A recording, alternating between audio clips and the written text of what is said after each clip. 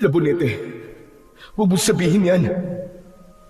Makinig ka sa akin. Alam ko ang tungkol sa'yo. Ano? Anong tungkol sa akin? Hindi ka isang ordinaryong tao lang, Gabriel. Alam ko, kaya mahalaga na mapuntahan mo yung lolo ko. Siya ang makakatulong sa'yo. Makakatulong? Saan? Paano? Ano ba, Labonete? Huwag mo nga akong binibiro. Kaya mo to. Marami na tayong gerang pinagdaanan. Kaya natin to. Puntahan mo siya, Gab. Siya ang maraming alam tungkol sa mga aswang na yan. At kapag kaya mo na, balikan mo sila. Ipaghiganti mo ako, buddy. Lahat kami. Magandang araw po sa inyong lahat. Ang kwentong inyong mapapakinggan ay tungkol sa karanasan ng isang sundalo na nasangkot sa isang kaso ng pagpatay. Siya ay si Gabriel, isang tapat na alagad ng batas. Siya ay na-set up at nakulong sa isang kasalanang hindi niya ginawa. Itinakas siya ng kanyang mga kaibigan sa pangunguna ni Lieutenant Isabel Mendez. Napadpad sila sa isla kung saan doon mabubunyag ang isang madilim na lihim mula sa kanilang hanay. At doon, nakalaban din nila ang mga aswang na ginagamit bilang mamamatay tao, kapalit ng pera at kapangyarihan. Si Gabriel, na may kamandag ng buntot ng alakdan, ang magiging tanging pag-asa para labanan ang maling sistemang kanilang natuklasan. Ngunit hanggang saan kaya ang kaya nilang isugal para sa katotohanan? Makakamit kaya nila ang totoong hustisya na kanilang inaasam? Ngunit bago po ang lahat, mga idol, huwag po nating kalimutan mag-subscribe at i-hit ang notification bell sa aking YouTube channel na The Voice Addict at Apong Isaak para sa mas marami pang makapigil hiningang kwentong aswang at katatakutan mula sa mundo ng kababalaghan. Umpisahan na po natin ang kwento. Nasa isang probinsya sa Visayas si Gabriel kasama ang kanyang mga kasamaan sa isang mahalagang misyon. Kailangan nilang bantayan at ihatid sa ligtas na lugar ang isang kilalang politiko na nakatanggap ng banta sa kanyang buhay. Si Gabriel ay isang staff sergeant sa Philippine Army. 11 taon na siyang sundalo. Kilala siya sa tawag na alakdan ng kanyang mga kasamahan dahil sa kanyang bilis at malupit na galaw sa bakbakan. Isa siyang sundalong biyasa sa pakikidigma.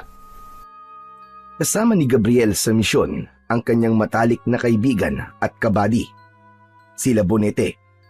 Magkasama na sila simula pa noong nag-aaral pa lamang sila sa military school.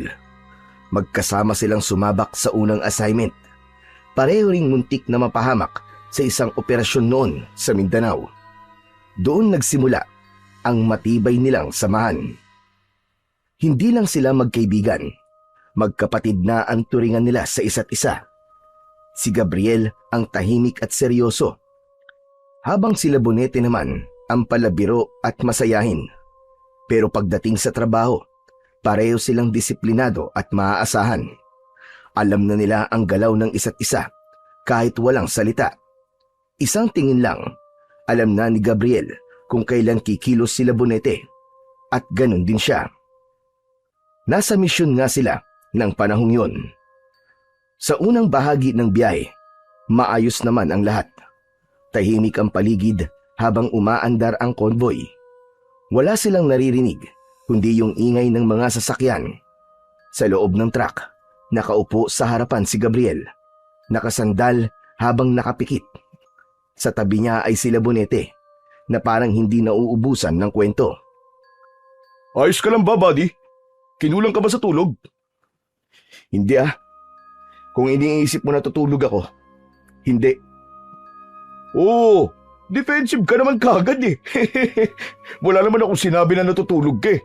Saka ikaw ang boss dito, no? Pwede kang pumikit kahit sandali. Ako na munang bahala. Alerto ako, huwag kang mag-alala. Hindi nga ako inaantok, ba't bang kulit-kulit mo? Mamaya marinig ka pa ng mga kasamahan natin kung ano pa isipin eh. Ano namang iisipin nila? Tignan mo nga lahat bagsak na. Ha? Aba, hindi pwede yun. Uy, huwag kang maingay. Hayaan natin sila. Tignan mo yung paligid Smooth naman ang biyahe Sa palagay ko, wala namang magiging problema sa paghatid natin dyan sa politiko na yan. Ay, sabagay. Pero mali pa rin na matulog tayo. Kasi baka magkaroon bigla ng aberya. Lahat tayo mamamatay dito. Sus! Yang bibig mo, Chong. Baka marinig ka ni Commander, magkatotoo yan. Mainit pa naman yung dila mo. Minsan, kung anong sabihin yan, nagkakatotoo Hindi naman. Labo din kasi ng general natin, no? Alam niyang may mission tayo, tapos bigla nagpainom. Pagkatapos niya mag-final briefing, saka nagpalabas ng lityon at alak. Oo nga Parang may mali Ha? Ano namang mali?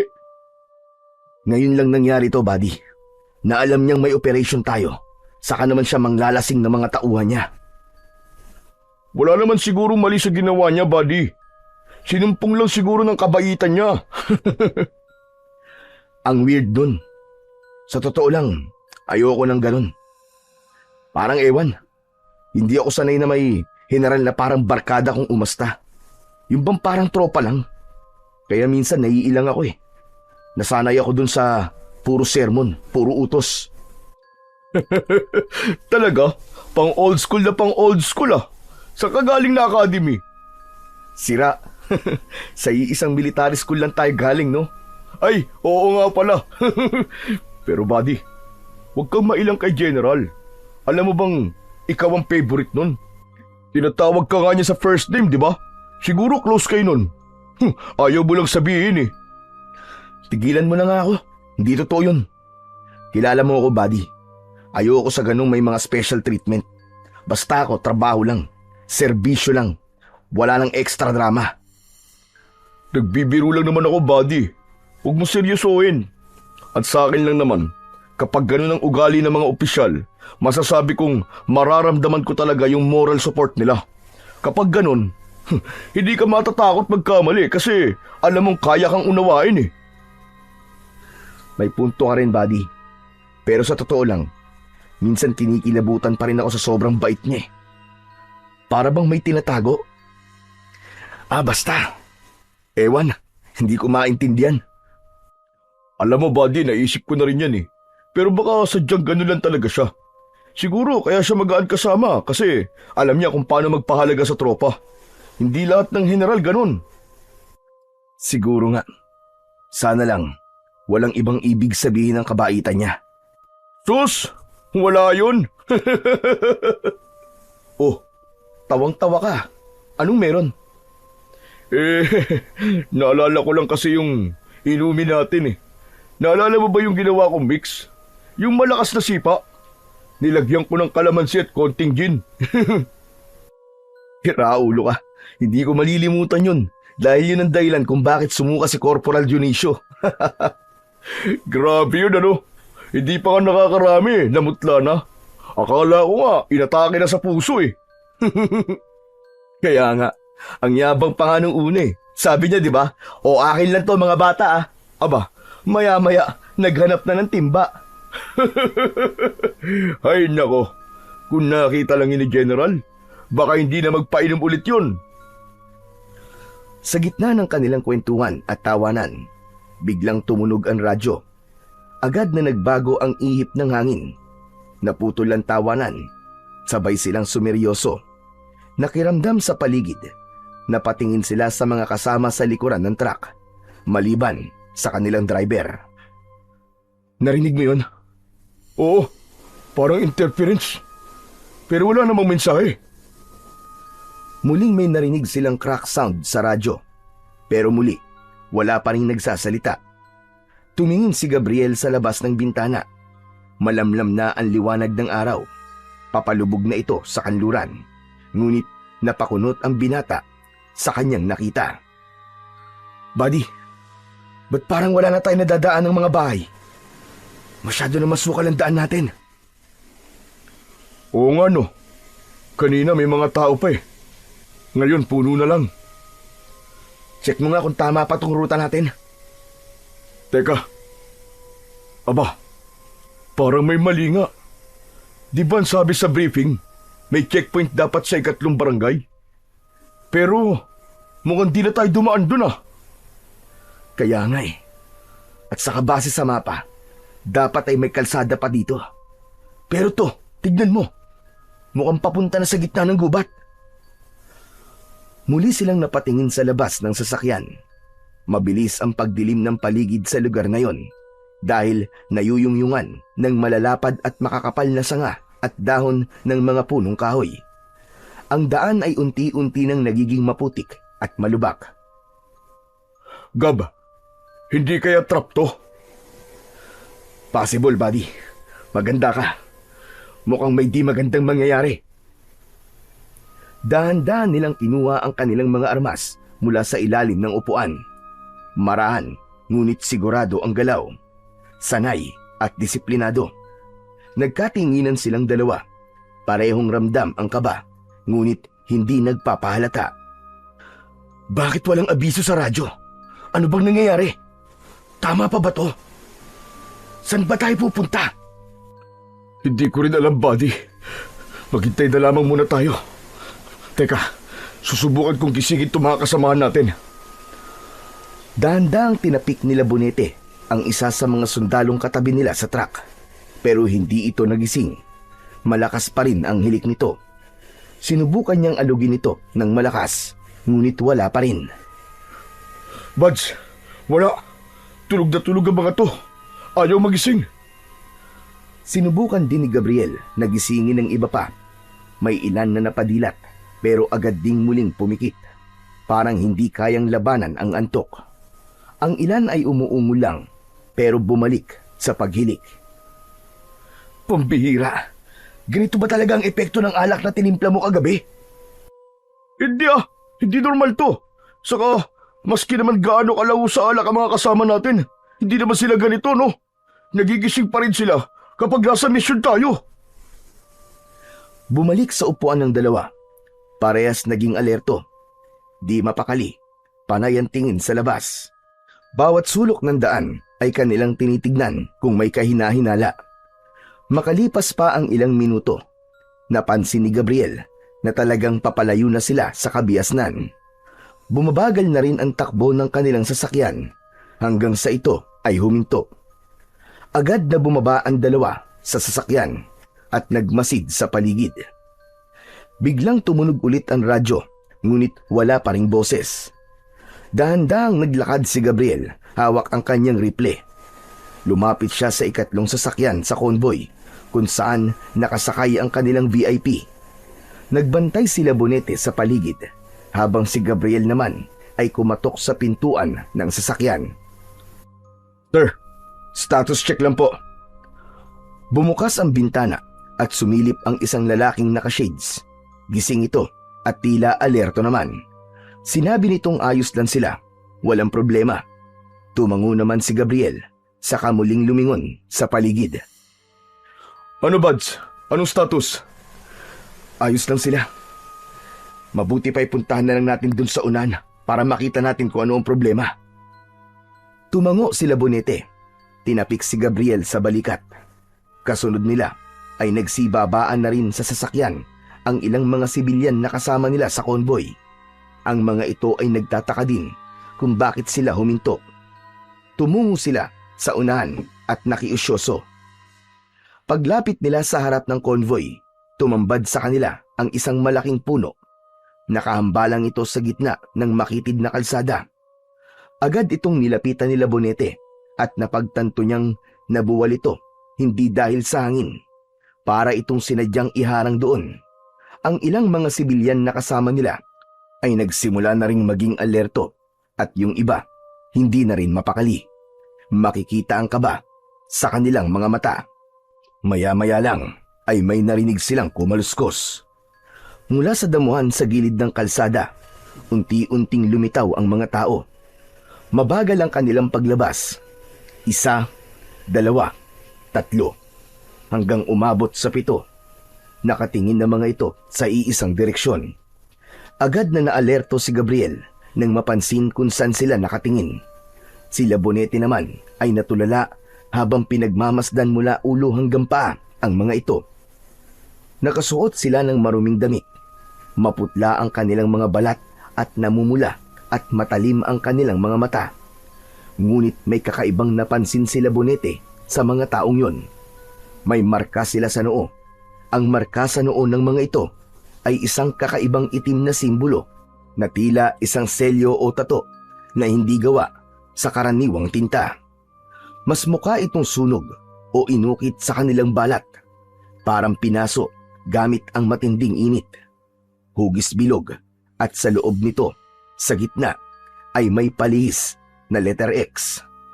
At sa gitna ng X ay may isang maliit na mata, parang mata ng uwak o reptilya. Sa paligid ng bilog ay may maliliit na paikot na guhit, parang may mumunting letra na nakasulat. Ang mga taong ito, hindi sila basta-basta kumikilos, ni hindi kumukurap. Wala silang anumang dalang sandata, pero may kakaiba sa presensya nila. Agad na lumapit si Gabriel kay Labonete. Buds, sino yung mga yan? Ba't ganyan ang itsura nila? Hindi ko sila kilala, Buds. Pero parang nakakita na ako ng ganyan dati. At sigurado ko, hindi sila normal na mga tao. Tignan mo mabuti ang kanilang mga mata. Parang gutom na gutom sila. Anong ibig mong sabihin, Buds? Anong gutom? Hindi na nasagot ni Labonete ang tanong ni Gabriel dahil ang atensyon nila ay nabaling sa isang malakas na tunog na kanilang narinig. Isang malaking ibon ang biglang lumipad mula sa sanga sa itaas. Sa ingay nito, biglang napatingin ng sabay-sabay ang lahat ng tao sa ibon. Sa isang iglap, napansin ni Gabriel, sabay-sabay gumalaw ang mga leeg nila, pabalik ulit sa dati nilang tinitignan. Anak ng putya, buddy. Tao ba talaga ang mga yan? Hindi, Buds. Hindi sila mga tao. Aswang ang mga yan. Ano? Aswang? Anong balak nila gawin sa atin ngayon dito, buddy? Hindi ko alam, Buds. Pero parang ambush na rin to. Ilayo mo mga sibilyan dito, dali! Ano? Paano ka? Huwag mo na akong alalahanin. Akong bahala dito. Yung VIP, siguraduhin mo ligtas siya. Mukhang siyang punteriya. Ngunit ng mga sandaling yun, hindi nakakilos si Gabriel. Parang may malakas na puwersang pumigil sa kanya para makagalaw. Tapos ay napatitig siya sa isa sa mga weirdong tao na yun. Ngumiti ito, pero kakaiba ang kanyang pagngiti. Parang pilit, tapos parang napupunit ang kanyang labi. Literal, may dugo. May punit sa gilid ng pisngi. Tumutulo na din ang laway nito sa gilid ng kanyang bibig. Tumindig ang balahibo ni Gabriel sa kanyang nakita. Isa sa mga bata sa convoy ang biglang umiyak ng dahil sa labis na takot. Sa isang iglap, napalingon ng isa sa mga nilalang. Dahan-dahan itong tumingin sa direksyon ng bata. Hindi yun basta ordinaryong tingin lang. Tingin yun ng isang gutom na halimaw. Hindi man lang ito kumukurap. Parang sa kanyang mga mata, wala nang ibang tao sa paligid, kundi ang bata lang. Kasunod nito ay unti-unting gumalaw ang nilalang. Tila may nagsimulang kumislot sa ilalim ng kanyang balat. Para bang may pilit na lumalabas mula doon. Ang kanyang likod ay lumobo. Unti-unti ring lumaki ang kanyang mga braso at balikat. Ang kanyang leeg ay humaba at ang kanyang panga ay mas bumuka pa ng mas malaki sa normal. Kasabay nito ay ang pagtubo ng matatalim at mahahabang pangil. Ang kanyang kuko ay humaba rin at tumalim. Mula sa kanyang bibig ay tumulo pa ang mas malapot na laway. Dahan-dahan itong lumapit sa bata. Ngunit bago pa ito makalapit ng tuluyan, isang malakas na putok ang nagpatigil sa nilalang. Tumama ang bala sa balikat ng aswang. Napaatras ito, napaigtad sa sakit. Ang ibang kasama niya napalingon sa pinanggagalingan ng putok. Nakita nila si Gabriel na siyang nakahawak sa rifle na nakatutok sa halimaw. Umuusok pa ang dulo ng sandata. Taas baba ang dibdib ng binata. Matatag siyang nakatayo. Ngunit ilang sandali pa, nanlaki ang mga mata ni Gabriel nang mapagtanto niyang saglit lang ang sakit na naramdaman ng aswang. Dinilaan lang kasi nito ang kanyang sugat at kusa na itong gumaling matapos ang ilang sandali. At nang matapos, bigla itong tumawa ng malakas. Mahina sa simula, pero lumakas ng lumakas. Ang ibang kasamahan nito, nakigaya na rin ng halakhak. Mula sa kakahuyan sa likod, may narinig silang mga kaluskos. May mga dumarating pa. Buddy, kailangan na natin gumawa ng paraan. Dumarami na sila. Wala ba tayong matatawag na backup? Meron bang pwedeng tumulong sa atin? Ngunit hindi sumagot sila Bonete. Bagkus, pinaputok nito ang kanyang Armalite. Umalingaw-ngaw ito sa buong lugar. Dalawa ang nais nila Bonete na mangyari. Ang mapatay ang mga dumaraming aswang at ang magising ang kanilang mga kasamahan. Ngunit wala pa rin kumikilos sa mga kasama nila. Anak ng putya, walang epekto. Masama to.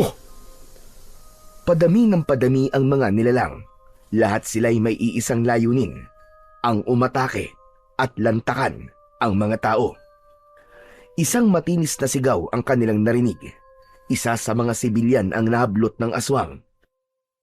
Agad itong nilapa, kaya naman ang mga taong nakakita, agad silang nagtakbuhan. Halos madapa pa ang ilan. Nagkagulo.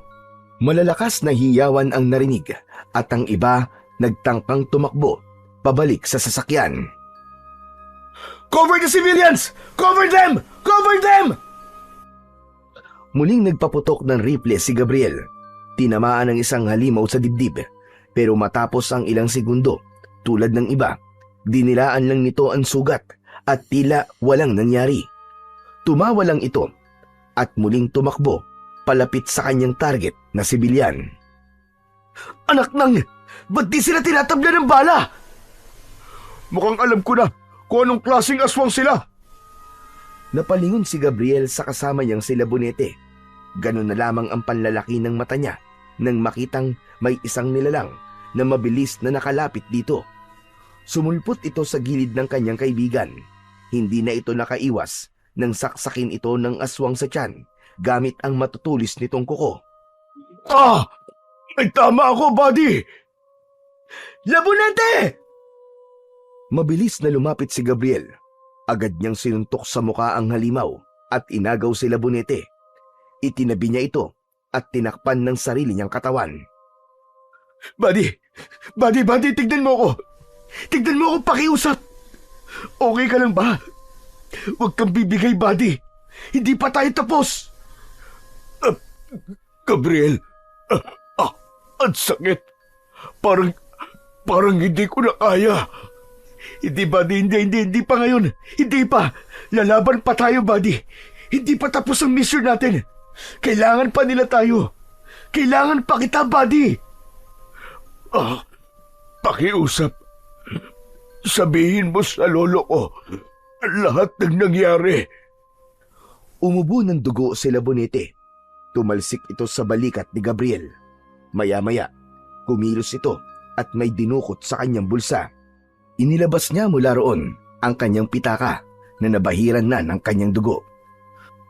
Buddy, kunin mo to. Ano to, buddy? May address dyan. Sa likod ng picture ko, buddy. Kapag hindi na ako nakaalis dito, ikaw na lang ang pumunta.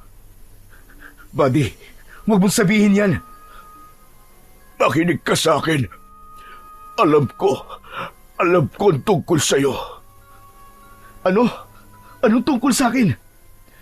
Hindi ka isang ordinaryong tao lang, Gab. Alam ko, kaya mahalaga na mapuntahan mo ang lolo ko. Siya ang makakatulong sa'yo. Makakatulong? Saan? Paano? Ano ba, Labonete? Huwag mo nga akong binibiro. Kaya mo yan. Marami na tayong gerang pinagdaanan. Kaya natin to.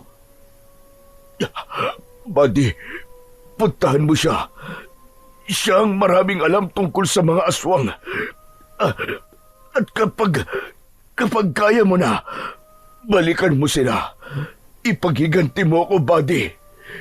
Ipaghiganti mo kami. Lahat kami. Tumitig sila Bonete sa kanyang kaibigan. Patuloy pa rin ang sigawan. Pero si Gabriel, parang tumigil ang mundo niya. Parang nawalan siya ng pandinig dahil sa sakit na nararamdaman habang pinapanood ang kaibigan na naghihirap at nasasaktan. Hanggang sa tuluyan ng nawalan ng malay sila Bonete. Nanginig ang buong katawan ni Gabriel. Nanigas ang kanyang mga kalamnan at para siyang nawalan ng ulirat sa loob ng ilang segundo. At sa pagmulat niya, naglaho ang puti sa kanyang mga mata. Ito ay naging itim na itim. Ang halimaw ay muling lumapit. Ngunit nang makita niya ang mukha ni Gabriel, bigla itong tumigil sa pagsugod. Para itong kinabahan at natakot. Dahan-dahang tumayo si Gabriel at pagkatapos ay tumingin sa buong paligid. Doon niya nakita ang kabuuan ng isang kalunos-lunos na trahedya. Ang mga kasamahan niya ay wala ng buhay. Nilalantakan na sila ng mga aswang. Pinupunit ang laman, sinisipsip ang dugo, at nilalapa na parang hayop. Kahit ang mga tumakbong sibilyan ay hindi nakaligtas. Nahabol sila, pinatay, at ginawaring hapunan. Sa nakita, unti-unting napalitan ang galit ng takot, pagkalito at panghihina. Ang kanyang mga mata ay bumalik sa normal nitong itsura. Nanginig din ang kanyang mga daliri. Halos mabitiwan ang baril na hawak. May isang nilalang ang lumapit sa kanya. Bigla siyang itinulak papunta sa gitna. Inilapit siya sa nakaluhod na politiko. Nakaikot sa kanila ang mga aswang. Maya-maya pa ay inutusan siya na barilin ito. Hindi ko kaya. Hindi to tama. Tinignan niya ang politiko. Alam niyang mabait itong tao. Hindi kurap. May malasakit sa mga nasasakupan at sa may hirap. Walang bahid ng kasamaan. Hindi niya ito kayang saktan. Mas lalong hindi niya ito kayang patayin. Kahit papatayin niyo ako, hindi ko siya papatayin! Matatag ang paninindigan ni Gabriel. Hindi siya mapilit ng mga aswang. Pero may isang lumapit. Bitbit nito ang bata na kasama nila sa convoy. Buhay pa ito. Umiiyak. Nanginginig sa takot. Itinutok ng aswang ang matulis nitong kuko sa leeg ng bata. Biglang napako sa kinatatayuan niya si Gabriel. Huwag niyo sasaktan ng bata! Maawa naman kayo! Ngunit pinapili siya ng mga ito. Babarilin niya ang politiko kapalit ang kaligtasan ng bata. Wala nang magawa si Gabriel. Kailangan na niyang mamili. Isang putok ng baril ang umalingaw-ngaw. Bumagsak ang politiko. Tinamaan sa ulo. Patay. Agad na tumulo ang luha ni Gabriel. Hindi siya makapaniwalang nagawa niyang patayin ang isang inosenteng tao. Hindi pa man siya nakakabawi sa nararamdaman. Biglang kumilos ang aswang na may hawak sa bata. Sa isang mabilis na kilos, pinatay din niya ang walang muwang na batang biktima at saka nilapa. Napaluhod si Gabriel sa lupa. Wala siyang nagawa. Wala siyang nailigtas. Isang malakas na suntok ang dumapo sa muka ni Gabriel. Halos mabuwal siya sa sobrang lakas. Ngunit bago pa man siya makabawi, isang matalim na bagay ang biglang tumusok sa kanyang tagiliran. Parang bakal na mainit. Napahiyaw siya sa labis na sakit. Ngunit hindi pa tapos ang mga aswang sa pagpaparusa sa kanya. Sinundan pa yon ng sunod-sunod na hampas, suntok at kalmot. Para siyang laruan na pinaglalaruan ng mga demonyo sa dilim. Tama na! Tama na! Duguan na siya at halos maubusan na ng lakas. Bumagsak si Gabriel sa lupa. habang unti-unting dumidilim ang kanyang paningin. Naririnig pa niya ang impit na halakhak ng mga aswang. Narinig pa niyang sabi ng isa na dapat siyang buhayin dahil utos ng general. Wala na siyang narinig pagkatapos nun. Tuluyan na siyang nawalan ng malay. Ang mga aswang, isa-isang naglakad palayo na parang walang nangyari. Wala ni anong bakas ng pagmamadali o kaba. Para bang sanay na sanay ang mga ito sa ganong eksena. Gabi na. Madilim na ang paligid. Tanging ang malamlam na sinag ng buwan ang nagsisilbing liwanag sa lugar kung saan nangyari ang karahasan. Makalipas ang ilang oras, sa gitna ng katahimikan, may narinig na tunog ng mga paparating na sasakyan. Dumating ang mga alagad ng batas. Nagkaroon na rin ng malay si Gabriel. Agad na lumapit ang isang pulis sa kanya nang mapansin na gumagalaw ang kanyang katawan. "Sir! Sir, buhay pa to! Humihinga pa!" Nagmulat ng mata si Gabriel. Nanginginig ang kanyang mga kamay at masakit ang kanyang buong katawan. Ako na lang ang natira. "Sir, kalma lang po. Ligtas na kayo." Tinulungan siya ng pulis na makaupo. Tumulo ang luha ni Gabriel habang inaalala ang mga nangyari. Hindi niya alam kung paano niya ipapaliwanag ang lahat. At hindi niya alam kung paniniwalaan siya ng kanyang mga kabaro. Pero isang bagay lang ang malinaw sa kanya. Wala siyang nailigtas. Pinatay ko si Gob. Pinatay ko. Lahat sila. Wala na. Pagkasambit nun, bigla siyang nanginig at muling nawalan ng malay. Pagdilat ng kanyang mga mata, puting kisame ang agad na bumungad sa kanya. Mabigat ang pakiramdam ng kanyang katawan. May benda na siya sa braso, sa tagiliran at sa kanyang noo. Ngunit bigla siyang natigilan nang maramdaman ang malamig na bakal na nakakabit sa kanyang kamay. Nakaposas siya sa kanyang kama. Teka, sandali. Bakit? Bakit ako nakaposas? Anong nangyayari? Pumasok ang isang pulis sa silid. Kasunod ang isang lalaking nakasuot ng puting uniforme. Isang nurse. Ano nangyayari? Bakit mo ako pinosas? Anong kasalanan ko? "Sir, suspect po kayo sa pagkamatay ni Governor Reyes. Inamin niyo po mismo sa akin nung gabi na natagpuan namin kayo." Ano? Hindi! Nagkakamali ka! Hindi ako kriminal! Pero sabi niyo po, kayo po ang pumatay mismo kay Governor. Malinaw ko pong narinig yun. Hindi ko yung ginusto. Pinilit nila akong gawin yun. Kung ganun, kayo ho talaga ang pumatay sa kanya. Inaamin niyo na talaga. Hindi mo naiintindihan eh. Hinarang kami ng mga aswang. May mga halimaw. Sir, wala po kami nakitang ibang tao sa area, maliban sa inyo at sa mga patay na naroon. Lahat ng mga kasamaan mo, sir, patay na. At ang hawak lang naming suspect ngayon ay ikaw. Hindi nyo naiintindihan. May mga aswang sila ang pumatay sa mga kasamaan ko. Hindi ako. Pinilit lang nila akong barilin si Gob kapalit ng buhay ng bata pero pinatay din nila yung bata. Wala akong kasalanan. Makinig ka sa akin. Ginamit lang nila ako. Sir, wala pong aswang.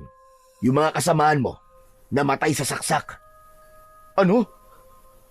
Anong sinasabi mo? Nagwala si Gabriel. Galit na galit dahil alam niyang nagsasabi siya ng totoo. Alam niyang nagsisinungaling ang pulis na nasa kanyang harapan. Alam niyang imposible na sabihin nitong namatay sa saksak ang kanyang mga kasama dahil ang iba doon ginawang hapunan ng mga aswang. Patuloy siyang nagsisisigaw, nagwawala, hanggang sa lumapit na ang nurse at hinawakan siya sa braso niya. May hawak itong hiringgilya. Sandali, wag! Wag, makinig muna kayo! Kailangan yung... Pero huli na, itinurok na ng nurse ang gamot sa kanyang ugat Unti-unti siyang nanlambot habang dumidilim na naman ang kanyang paningin. Hindi. Hindi ako kriminal. At tuluyan na nga siyang nawalan ng malay habang nananatiling nakaposas sa kama. Ilang araw ding nanatili si Gabriel sa loob ng ospital. Walang dumadalaw, walang kahit sinong dumirinig sa kanyang bersyon ng kwento. Pagka-discharge niya sa ospital, hindi siya pinalaya. Inilipat siya sa kampo ng militar at doon siya formal na inaresto. Kahit walang malinaw na kaso, detained for further investigation. Ayon sa mga papel, pero para kay Gabriel, malinaw ang lahat. Itinutulak siyang umamin sa isang krimen na hindi niya kagustuhang gawin. Isang gabi, isang sundalo ang pumasok sa selda niya. Hoy, tumayo ka. Tinatawag ka ng general. Binuksan ng kanyang selda. Agad siyang pinusasan at pinalakad. Tahimik lang si Gabriel. Hindi siya gumawa ng kahit na anong gulo. Nang makarating sila sa isang silid sa dulo ng pasilyo, binuksan ng sundalo ang isang bakal na pinto. Malamlam ang ilaw sa loob. Nasa gitna ito ng silid, kung saan sa ilalim nito ay may isang maliit na lamesang bakal. Doon siya pinaupo. Pumasok si General Salvador na may dalang folder. Pabagsak niyang inilapag ito sa lamesa at tinitigan ng masama si Gabriel. Gabriel, ano nangyari? Bakit nangyari ito? General, nagsasabi ako ng totoo. Wala akong kasalanan. Ayon sa report, ang sinasabi mo daw, mga aswang ang pumatay sa mga kasamahan mo. Paano nangyari yun? Totoo yun, General. Hinarang nila kami. Madami sila. Pinatay nila ang lahat ng mga kasama mo sa convoy. Pero ikaw, binuhay ka nila. Ang swerte mo naman yata. Nanlaki ang mga mata ni Gabriel nang marinig yon sa kanyang commander. Doon niya napagtanto na posibleng set-up nga ang nangyari. Binuhay siya para siya ang maging sospek. Wala akong kasalanan, General. Hindi ko sila pinatay. Hindi ikaw ang pumatay. Heto, tignan mo. Ipinakita sa kanya ni General Salvador ang mga nakalap na ebidensya, pati mga larawan ng mga biktima at mga gamit na narecover sa crime scene. Nakita niya na naroon ang wallet ng kanyang kaibigang si Labonete. Maniwala ka sa akin, sir. Aswang ang pumatay sa kanila. Hindi ako. Nagkamali kayo ng inaresto. Gabriel. Isa ka pa naman sa pinakamatalino kong tauhan. Hindi ko alam na isa kang baliw na kayang humabi ng mga kwentong katang-isip. Hindi to kwento, General. Kung ayaw niyong maniwala, bahala kayo. Pero papatunayan ko sa lahat na inosente ako. Aswang ang pumatay sa kanila. Tumahimik ka na. Aswang talaga. Gabriel, sa panahong ito, na moderno na at may intelihensya, yan ang palusot mo, mga aswang. Nagsasabi ako ng totoo. Nakita ko mismo. Kitang-kita ng dalawang mata ko. Hindi ako nag-iimbento ng kwento, General. Biglang tumahimik si General Salvador. Lumapit siya kay Gabriel. Saka marahas na sinuntok ang lamesa. Alam mo bang ang ginawa mo ay kinagulat ng buong pamunuan? Pinatay mo ang isang opisyal ng gobyerno. At ngayon, gusto mong ilihisan lahat sa kwentong halimaw? Wala kang konsensya, Gabriel. Hindi ko yun ginusto. Pinilit nila ako. Akala ko maililigtas ko yung bata kung sakaling. Isang malakas na suntok ang dumapo sa muka ni Gabriel. Napasigaw siya sa sakit. Isa pa. Maya-maya, ay pumasok ang sundalo na may dalang hose. Nagsimula na ang pagpapahirap. Ayoko na ng drama. Gusto ko na matapos kagad to. Umamin ka na lamang, Gabriel. Sabihin mong ikaw ang pumatay sa kanila. Sabihin mong sinadya mo. Hindi. Hindi ako kriminal. Tumango si General Salvador. Tumalikod dito saglit at sa isang kumpas ng kamay ay nagpatuloy ang pagpapahirap. Bawat suntok, bawat hampas ng hose ay parang sinusukat kung paano pa katibay ang loob ni Gabriel.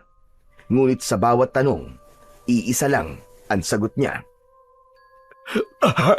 May aswang! May mga aswang! Hindi ako gumawa noon! Maniwala kayo sa akin! At sa ilalim ng malamlam na ilaw, unti-unti ulit siyang nawalan ng lakas.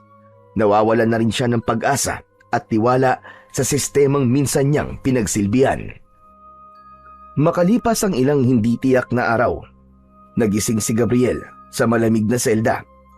Ang liwanag ng araw na sumisilip sa maliit na bintana ay masakit sa kanyang mga namamagang mata. Ang kanyang paghinga ay malalim at mabigat. Maya-maya pa, lumapit sa kanya ang isang sundalo. Hoy! May dalaw ka! Nabigla si Gabriel nang marinig na may dalaw siya. Wala siyang inaasahan na darating dahil ulila na siya at nag-iisa. Wala na siyang mga magulang. Wala rin siyang mga kapatid. Halos 5 taon pa lang ang nakakaraan nang mamatay ng sabay ang kanyang ama at ina dahil sa isang aksidente. Sino? Napakunot ang noo niya habang nagtatanong pero hindi siya sinagot.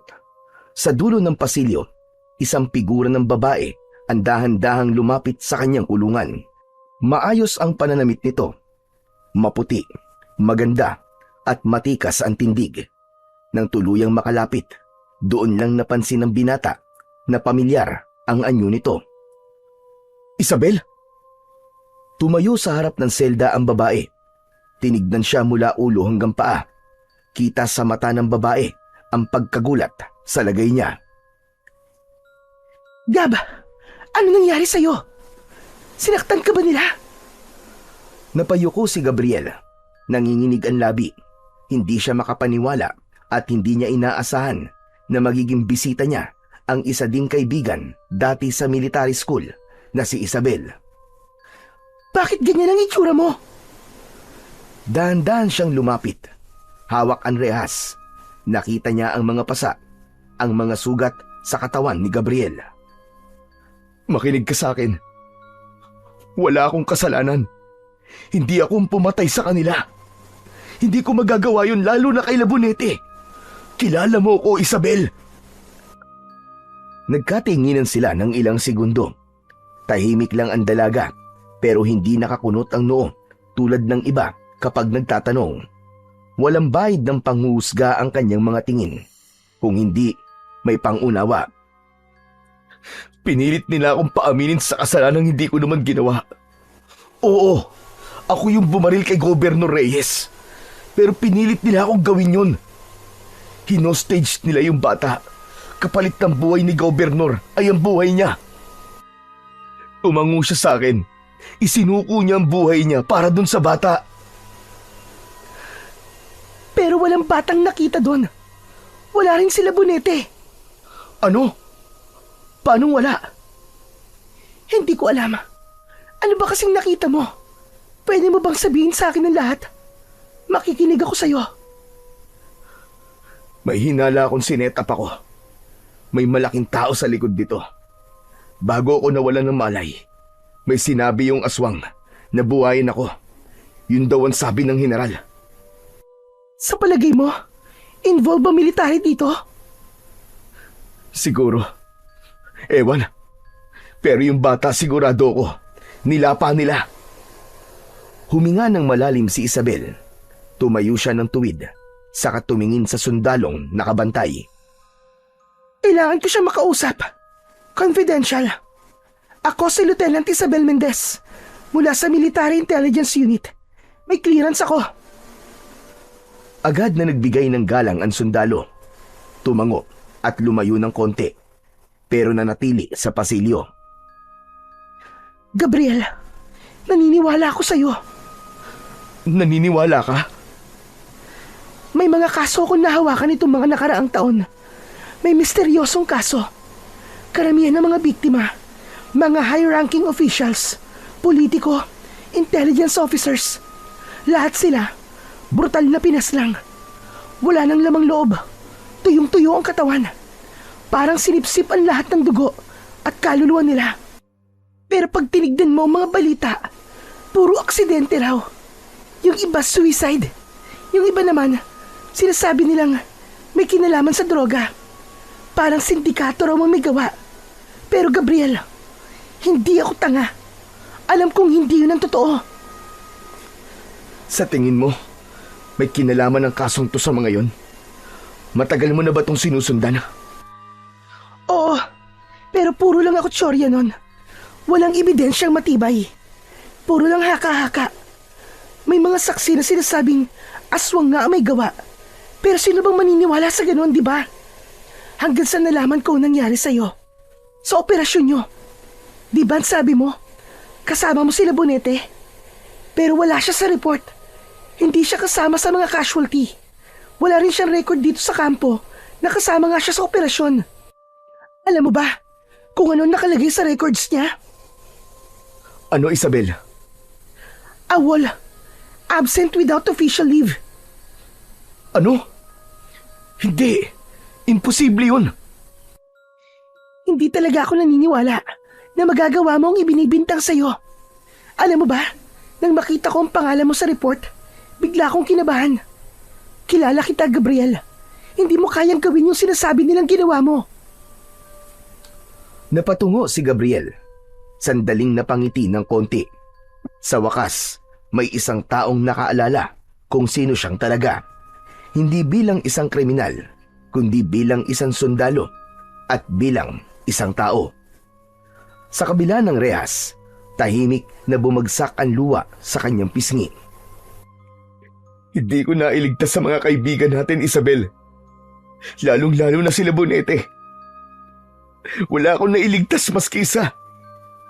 Dahil kahit anong gawin ko noon, namatay pa rin silang lahat. Para akong isinubo sa impyerno ng walang laban.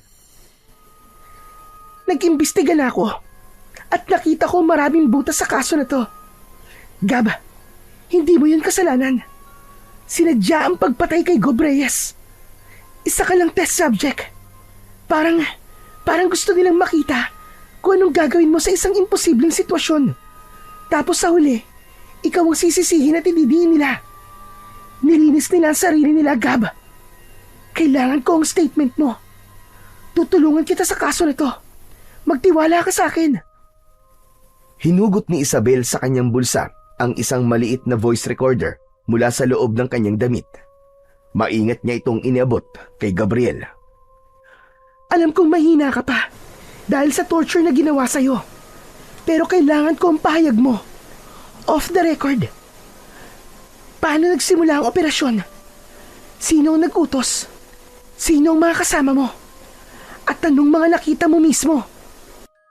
Nag-alangan pa ng bahagya nung simula si Gabriel.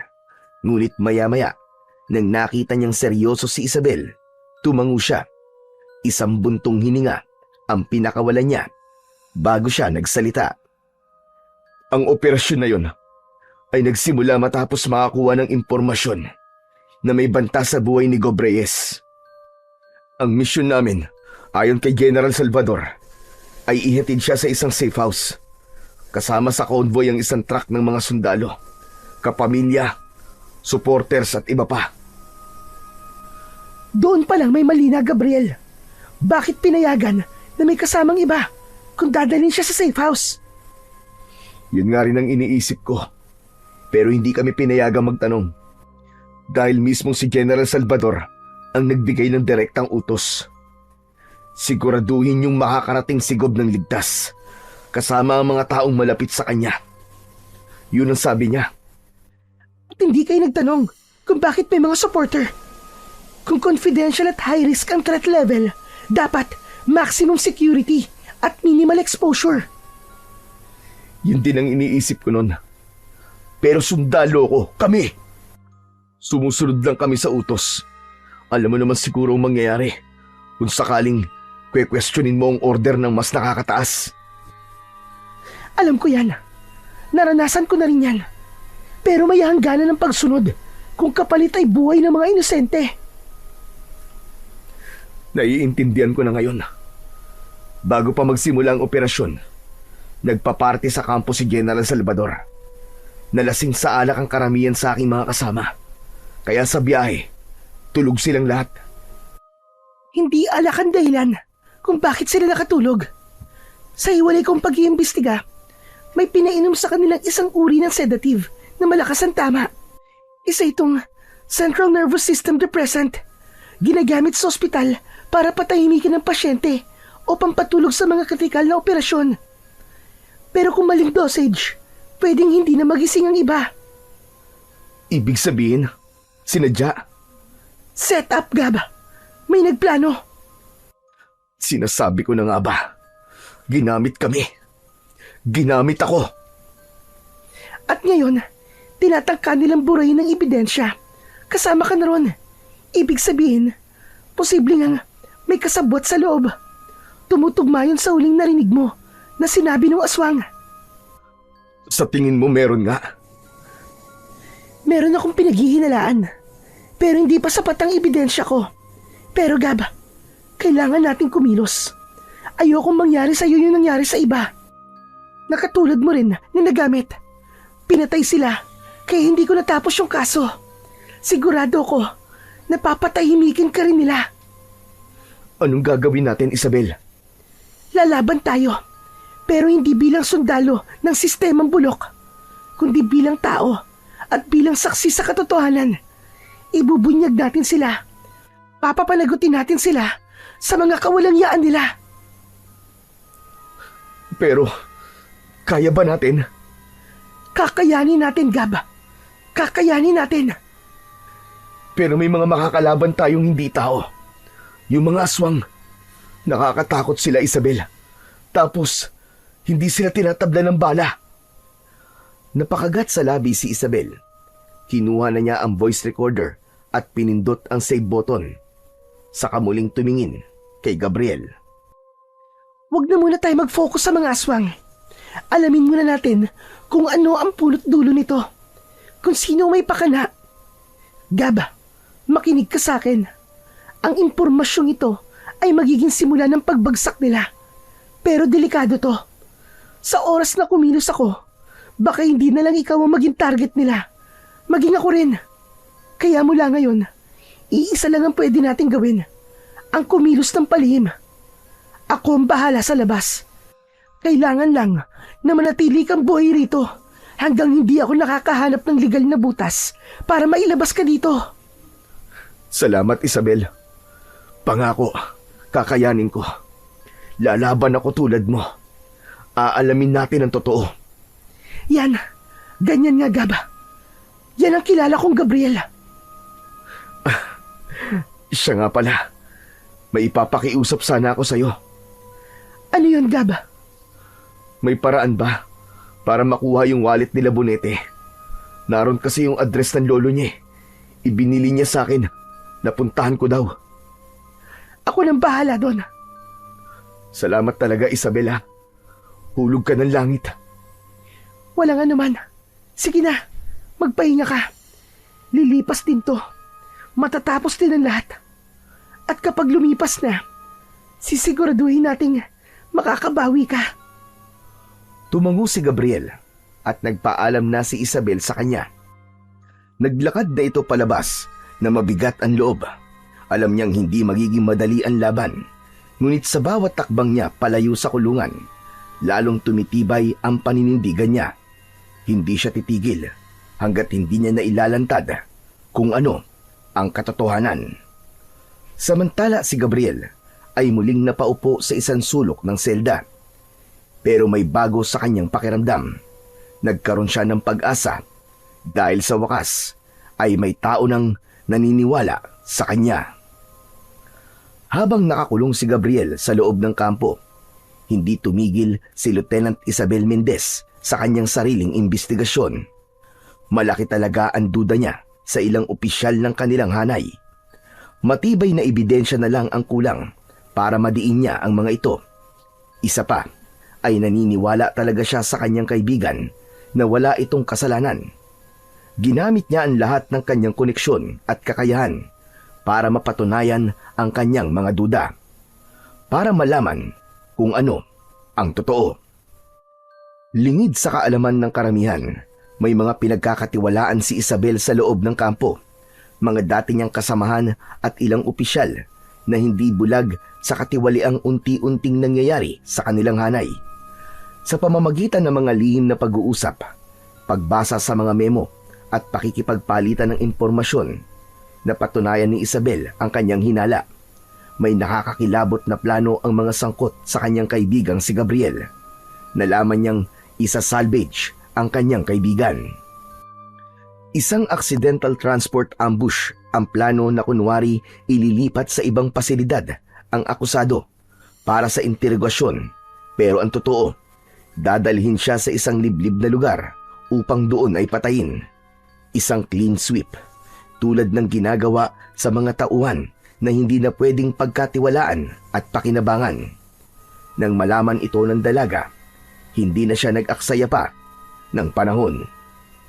Sa tulong ng ilang kaibigan sa Intelligence Division at 2 sundalo na lihim na kumakampi sa kanya, binuo ni Isabel ang Oplan Takas, kung saan ililigtas nila at itatakas si Gabriel. Nagplano sila ng mabuti. Lahat ay kailangang kumilos ng tahimik, eksakto at walang sablay, dahil isang pagkakamali lang ay maaaring ikapahamak nilang lahat. Gabi bago ang planong paglilipat kay Gabriel, tinawagan ng dalaga ang kilala niyang matandang bangkero sa bayang malapit sa dagat. Dati itong informant ng militar at alam niyang mapagkakatiwalaan niya ito at malaki ang maitutulong sa kanila. Balak niyang dalhin si Gabriel sa address na nakasulat sa isang lumang larawan na nakuha niya sa pitaka nila Bonete.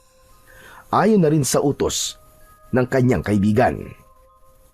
Sa araw ng paglipat, hindi na hinintay ng grupo ni Isabel na mangyari ang pagsasalvage.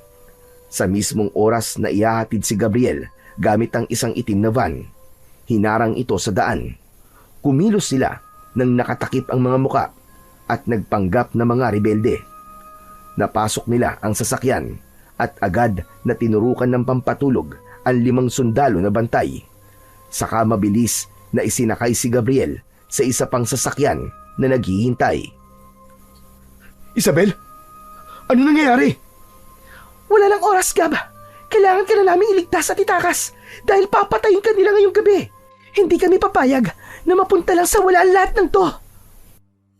Habang binabagtas nila ang madilim na kalsada patungong dalampasigan, dama ni Gabriel ang matinding kaba at pagkalito. Pero nagtitiwala siya sa mga taong nagligtas sa kanya. At sa ilang linggo na nakapiit siya sa kulungan, sa wakas, nakalanghap na rin siya ng sariwang hangin. Ngunit alam niyang hindi pa sila tapos. Ilang oras ang nakaraan ay narating na rin nila ang dalampasigan. Naghihintay na doon ang isang bangka. Naroon na rin ang bangkero na maghahatid sa kanila sa isla. Sakay na! Ako ang sasama sa'yo. Teka, saan mo ko dadalhin? Hindi ba sabi mo, gusto mong pumunta sa address na binigay sa'yo nila Bonete? Doon tayo pupunta. Talaga? Oo nga. Ikaw naman eh. Ba't ka ba nagugulat? Wala ka bang bilib sa akin? Malaki ang bilib ko sa'yo, Isabel. Noon pa nung nag-aaral pa lang tayo, alam kong ikaw na ang pinakamatalino at pinakamadiskarte sa batch natin. Kaya walang duda, magaling ka talaga, Isabel. Sus, tama na nga ang bulahan. Tara na, baka abutan pa tayo dito. Sumakay na sina Gabriel at Isabel sa bangka. Nagpaalam sila sa kanilang mga kasamaan bago paandarin ng bangkero ang bangka. Maraming salamat sa lahat ng tulong niyo mga buddy. Hindi ko kayo makakalimutan. Maaasahan talaga kayo. Tumango sa kanila ang mga kasama nila at ang 2 sundalo na kasama nila ay nagbigay ng pugay at sumaludo sa kanilang dalawa. hanggang sa umandar na ang bangka. Tahimik silang naglakbay habang pinagmamasdan ang maliwanag na buwan. Wala nang atrasan to, Gabriel. Sa oras na dumating tayo sa address na yun, hindi na tayo pwedeng umatras. Kailangan nating tapusin ang misyon. Wala na rin naman akong babalikan eh. Pero kailangan pa rin nating malaman kung ano ang totoo para wala na silang ibang mabibiktima. Kung totoo nga ang hinala natin na may mas malalim pang ugatan lahat ng to, kailangan nating maputol ang puno at hindi lang ang mga sanga. Tumingin si Isabel sa kanya at saglit silang nagkatitigan. Wala mang masambit na salita. Malinaw ang kanilang kasunduan. Magkasama silang lalaban. Magkasama nilang ibubunyag ang katotohanan. Lumipas ang ilang oras. Unti-unti nang sumilip ang araw mula sa silangan. Dumaong na ang bangka sa kabilang baybayin sa isang isla. Bumaba si Gabriel at itinapak ang kanyang mga paa sa mabatong buhangin. Malamig, magaspang at madulas dahil may ilang mga batong malumot. Parang matagal nang hindi nalalakaran. Pinagmasdan niya ang paligid. Wala siyang nakita kundi makakapal na punong kahoy, mga matataas na nyog at iba pa. Tahimik ang paligid. Wala siyang naririnig na ingay ng tao. May tao ba dito? Bakit parang isolated ang lugar na to? Yan din ang akala ko nung una. Pero pinag-aralan ko na tong lugar. May baryo sa gitna ng isla. Nakalista sa mga lumang mapa. Pero wala sa bagong records. Ha? Meron bang ganun? Posible bang mabura ang isang lugar o populasyon sa records? Walang malinaw na sagot, Gabriel. Parang sinadya itong burahin. Bumaba na rin si Isabel sa bangka. Inabot nilang dalawa ang kanilang mga gamit na binigay ng bangkero. Salamat, Manong. Maaasahan ka talaga. Sige po, umuwi na kayo. Ayaw na po namin kayong istorbohin. Umalis na po kayo at umuwi ng ligtas. Tumango ang bangkero at hindi na nagsalita. Nagkatinginan sina Isabel at Gabriel nang umandar na ang bangka. Nagsimula na silang maglakad papasok sa masukal na bahagi ng gubat. Mabagal, maingat at tahimik. Hanggang sa biglang huminto si Gabriel. Napalingon siya sa likod. Nanlaki ang mga mata niya at bagyang ibinaba ang kamay sa may bewang. Para bang handang dumukot ng sandata na wala naman. May tao. May nakasunod sa atin, Isabel. Malakas pa rin talaga ang pakiramdam mo. Biglang may kaluskos sa gilid. Mula sa likod ng mga matataas na kawayan, unti-unting lumitaw ang isang matandang lalaki. Kulubot at sunog sa araw ang balat. May hawak itong itak. Matapang ang tingin nito. Singkit ang mata na may puting buhok na nakatali sa likod. Suot niya'y kupas na kamiseta at maong na may tagpi. Sino kayo? Anong ginagawa niyo mga tayo rito sa isla namin? Sabay hakbang papalapit, hawak pa rin ang itak, pero hindi naman itinataas. Agad na lumapit si Isabel. Tinapik si Gabriel sa braso bilang senyas na siya na ang bahalang makipag-usap. Pasensya na po kayo, Lolo. Hindi po kami masasamang tao. Wala po kaming balak manggulo o mga bala. Nagtanan lang po kami. Ayaw po kasi ng pamilya namin sa amin. Kaya naghahanap po kami ng lugar na malayo sa lahat. Totoo po yun, Tatang. Gusto lang po naming manahimik. Makalayo po sa mata ng mga tao. Nakita sa mukha ng matanda ang bahagyang pag-aalinlangan. Nangingilid ang paningin niya. Parang may hinahanap sa pagkatao ng dalawa. Bakit dito? Bakit sa lugar na to? Paano niyo nahanap ito? Kaibigan ko po sila Bonete. Siya po nagsabi na pwede po kami magtago rito. Siya po nagbigay ng address ng lugar na to. Napakurap ang matanda. Biglang nag-iba ang ekspresyon. Inilapit niya ang sarili sa kanila at tinitigan silang mabuti mula ulo hanggang paa.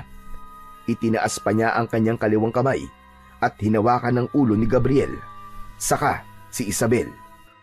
Para bang may hinahanap ito o gustong maramdaman. Pagkalipas ng ilang segundo, ngumiti ang matanda. Abay sila Bonetti pala ang dahilan. Ako si Ka Roger, ang lolo niya. Ako ang tumayong ama ng batang yon.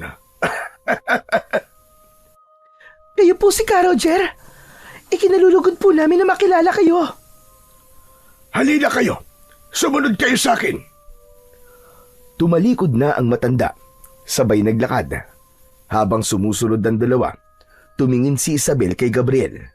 Bahagyang tumango. Unti-unti ang daan ay naging hindi na masukal. Nagpatuloy sila sa kanilang paglalakad.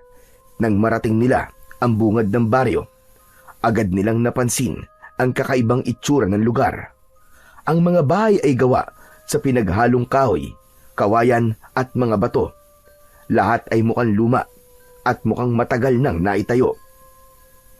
Ngunit ang higit na nakatawag ng kanilang pansin ay ang mga bakod sa paligid ng bawat tahanan. Hindi ito mga karaniwang harang. Ang mga bakod ay gawa sa matutulis na kawayan.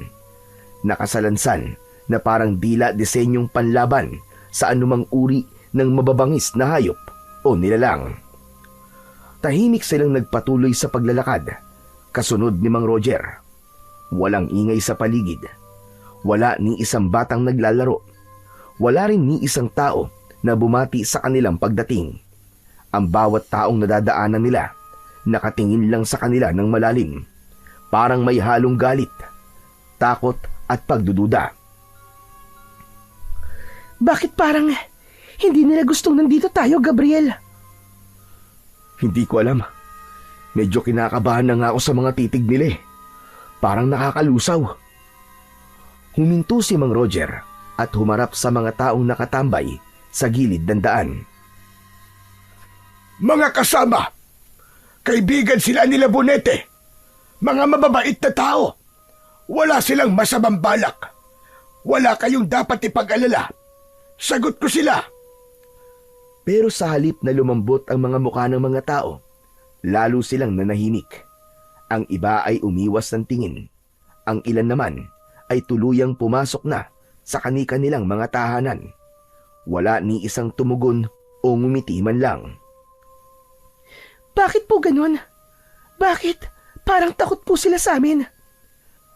Huwag nyo na lang silang pansinin. Sadyang hindi lang sila sanay sa mga dayo. Oh, narito na tayo. Ito ang bahay ko. Pasensya na kayo kung medyo maliit. Pinapasok sila sa bahay ng matanda. Sa unang tingin pa lang, hindi maipagkakaila na ito ay tahanan ng isang antingero. Ang dingding ng bahay ay puno ng mga palaspas na natuyo at may mga nakasabit na iba't ibang medalyon sa dingding. May isang tukador din ito sa loob na may mga lamang bote na may iba't ibang kulay ng likido. Sa isang sulok, may nakita silang isang maliit na altar na hindi ordinaryo. Nasa gitna nito ang isang itim na krus na may mata sa gitna. Sa ibabaw ng lamesa ay may mga kahoy na kahon na nakaselyo, isang lumang baril at isang maliit na bote ng dugo na tila sariwa pa. Ano po mga bagay na yan, Ka Roger? Mga dating gamit ko mga yan. Dati akong antingero. Kaya pala nasabi sa akin nila Bonetti na may alam daw po kayo tungkol sa mga aswang na... Bigla siyang siniko ni Isabel, pero huli na. Narinig yun ng malinaw ni Ka Roger. Napatanga ito sa harapan ng binata. Nagtataka at nagtatanong ang mga mata. Sinabi sa'yo nila Bonetti na antingero ako. Hindi po direkta. Pero ang sabi po niya sa akin, puntahan ko daw po kayo dahil sa'yo ko pwedeng malaman kung paano ko lalabanan ng mga aswang na nang ambush namin sa misyon. Sandali, hindi ako naiintindihan sa kwento nyo. Ang akala ko ba nagtanan lang kayong dalawa? Napayuko si Gabriel. Mabait ang matanda, kaya naisip niyang sabihin na dito ang lahat. Ayaw niya itong lukuhin at paasahin. Ka Roger, ang totoo po niyan kasamahan po ako nila Bonete. Isang kaibigan. Magkasama po kami sa misyon. Sandali! Ano nangyari sa apo ko? Ka Roger, wag po kayong mabibigla. Posible pong patay na siya. Patawad po. Napahinto si Mang Roger. Napatitig ng matagal kay Gabriel. Kumunot ang kanyang noo. Nagkaroon ng tensyon sa paligid. Nabalot ng kalungkutan ang muka ng matanda. Anong sabi mo? Pasensya na po kayo. Hindi po namin gustong guluhin kayo o biglain. Pero may masama po kasing nangyari sa isa sa kanilang misyon. Marami pong namatay at sila Bonete. Matapos ang search and rescue operation ng mga pulis at militar, hindi nakita ang bangkay niya. Sinasabi ko na nga ba? Sinabi ko na! Ako po ang kasama niya sa operation, Ka Roger. Bago siya nawalan ng malay noon, ibinigay po niya sa akin ang address niyo at sabihin ko daw po sa inyo na matapang ang apo niyo. Na nagmana daw po siya sa inyo at mahal na mahal daw po niya kayo. Lumapit si Gabriel sa matanda at hinawakan ito sa balikat. Mariin. Pumikit ang matanda. Saglit na hindi nagsalita. Tila pinipigilan ang damdamin. Maya-maya, lumingon sa gilid at huminga ng malalim. Ano ba nangyari? Umupo si Gabriel at sinimulang isalaysay sa matanda ang lahat ng naging engkwentro nila. Wala siyang itinago. Lahat ay kanyang ibinunyag sa matanda. Wala siyang itinira, maski maliit na detalye. Napakuyom ang mga palad ng matanda. Sabi po niya, kayo raw po makakatulong sa akin. Hingin ko po ang tulong niyo para ipaghiganti siya. Mapaglaro talaga ang kapalaran. Inilayo ko siya dito sa isla para maging tahimik ang buhay niya. Pero, yun pa rin pala ang magiging kapalaran niya. Teka Ka Roger, ano pong ibig niyong sabihin? Ang mga aswang na binanggit mo ay minsan nanirahan dito sa isla. Nagtayo sila dito ng isang parang kampo. Bumuo sila ng kulto. Kaya sila Bonete. Binatilyo pa siya ng mga sandaling yon. Ibiniling ko na siya sa mga kamag-anak sa lungsod para hindi madamay sa gulo dito. Ibig pong sabihin ang islang to ay... Oo, tama ka. Pinamumugaran ito ng mga aswang na walang kaluluwa. Dito nila dinadala ang mga dayo na sumasapi sa kanilang samahan. Kaya pala, ilagat takot ang mga tao sa amin. Tama, Iha. Ang mga tao dito, takot na takot sa mga dayo. Ang ibig sabihin kasi nun, may magiging bagong kasapi na naman ang kulto. At ang bagong aswang, mas malulupit, mas hayok sa naman, mas matatapang pumatay ng tao. Kaya pala, naiintindihan ko na po ngayon ng lahat. At ayon sa sinabi mong itsura ng mga aswang at yung tatak nila sa noo, ibig sabihin nun, galing sila dito. Kaya dito kayo pinapunta nila Bonete, hindi para magtago, kundi para alamin nyo ang tungkol sa mga aswang na yon. Ano pong gagawin natin, Tatang? Tutulungan ko kayo dyan sa kinakaharap nyo. Malakas ang kutob kong konektado ang lahat ng bagay na ito sa problema nyo. Pero ito ang tatandaan nyo. Minsan mas mapanganib ang katotohanan kaysa sa mga lihim. Sa kubong yun, unti-unting nabuo ang mas malinaw na larawan ng misyon nila ni Isabel. Ang pagtakas nila ay hindi lang pala para sa kaligtasan, kundi isang paglalakbay patungo sa isang mas malalim na katotohanan. Hindi sila itinuro nila Bonete sa islang yun para lamang magtago, kundi upang tuklasin ang pinagmulan ng kasamaan na matagal nang ikinukubli sa islang yun. Ang mga aswang na may kakaibang tatak sa noo ang mga misteryosong kaso na hinahawakan ni Isabel at ang huling kaso na kinasangkutan ni Gabriel. Lahat ay tila konektado at may iisang pinagmulan. At doon sa islang yon, magsisimula ang lahat. Mabilis na lumipas ang oras. Gabi na sa isla. Tanging huni ng kuliglig at kaluskos ng mga daon ang maririnig sa paligid. Sa loob ng lumang bahay ni Mang Roger, abala sina Isabel at Gabriel sa paghahanda sa kanilang tutulugan. Inihanda ni Isabel ang dating silid ni Labonete. May mga alikabok pero maayos pa rin naman ang kwartong yon. Halatang inaalagaan ito ng matanda maski nasa malayo ang kanyang apo. May kama, may manipis na kutsyon, unan at saka kumot. Samantalang si Gabriel naman ay tumanggi na doon matulog bilang respeto niya sa kaibigang babae. Isabel, ayos na ako dito sa sala. Kahit banig lang okay na. Sanay naman ako sa ganito eh. Sigurado ka ba? Kasi ayos lang naman sa akin na magkatabi tayo. Walang mali siya. Trabaho lang. Hindi na. Baka kung ano pang magawa ko eh. Sira ulo. O siya, kung ayaw mo bahala ka. Diyan ka na. Good night. Hindi na nagpumilit pa si Isabel. Alam niyang totoo ang sinabi ng kanyang kaibigan. Bilang sundalo, marami na rin silang napagdaanan na mas matitindi pang operasyon na kung minsan sa ilalim ng punong kahoy lang sila nahihiga at natutulog. Walang sapin, walang kumot at unan. Kaya ising-isi lang para kay Gabriel ang tutulugan niya ngayon. Pumasok na si Isabel sa kwarto. Sumunod naman si Mang Roger na pumasok sa sarili nitong silid. Naiwan si Gabriel sa salas, mag-isa, habang ang liwanag ng gasera ay tanging ilaw niya sa gabing yon. Humiga siya sa banig, pinikit ang kanyang mga mata, pero hindi siya makatulog. Malakas ang pintig ng kanyang puso na parang kinakabahan. Maya-maya ay nakarinig siya ng mahinang kaluskos sa labas ng bahay. Sapat na ang tunog na yon para maging alerto ang pandinig ng isang taong sanay sa panganib. Tumagilid si Gabriel. Pinakinggan itong mabuti, pero nawala. Biglang tumahimik ang paligid.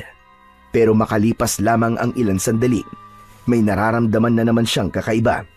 Hindi na sa paligid, kundi sa sarili niyang katawan. Dahan-dahang lumalalim ang paghinga niya. May kirot, may hapdi. Tinignan niya ang sarili niyang braso. Nanlaki ang mga mata niya sa nakita. Ang kanyang mga ugat ay tila busog na busog. At kitang-kita niya ang itim na itim nitong anyo.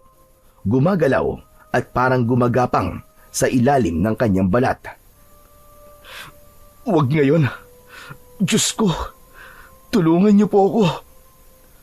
Sinubukan niyang pakalmahin ang kanyang sarili. Pero ang sakit na nararamdaman niya ay nagpatuloy at parang mas lalo pang lumalalim. Namimilipit na siya sa sakit. Bumangon siya at sumandal sa pader. Hawak pa rin ang kanyang mga braso. At sa gitna ng sakit na nararamdaman niya, bigla siyang napapikit. Isang alaala ang bumalik. Bata pa si Gabriel noon. May 10 taong gulang lang. Masaya siyang naglalaro sa lumang bahay ng kanyang lolo sa tuhod na si Lolo Hugo, isang kilalang albularyo sa kanilang bayan. Isang araw, sa tindi ng kanyang kuryosidad, binuksan niya ang baul ng matanda. Doon, nakita niya ang kung ano-anong gamit. Mga lumang bote, dahon, mutya, at isang garapon na may lamang tila patay na insekto. Kinuha niya ang isang bote na may lamang mga insekto. Binuksan niya ito at inilagay sa kanyang palad ang ilang laman nito. At sa isang iglap, isang alakdan ang biglang gumalaw at tinusok siya sa kanyang daliri. Napasigaw siya sa sakit, parang pinapaso ang kanyang daliri. Mabilis na kumalat ang kirot, para bang may mainit na likidong gumapang mula sa sugat papunta sa kanyang mga ugat. Nanigas ang kanyang kalamnan at nagsimulang manginig ang kanyang katawan. Nahirapan siyang huminga, nanlalamig, nahihilo, at unti-unting lumabo ang kanyang paningin. Nakita siya agad ng matandang albularyo. Binigyan siya ng lunas. Pinainom ng halamang gamot para makontra ang kamandag ng buntot ng alakdan. Ngunit hindi naging sapat yun. Ilang araw na nilagnat si Gabriel. Namayat at halos hindi na makakilos.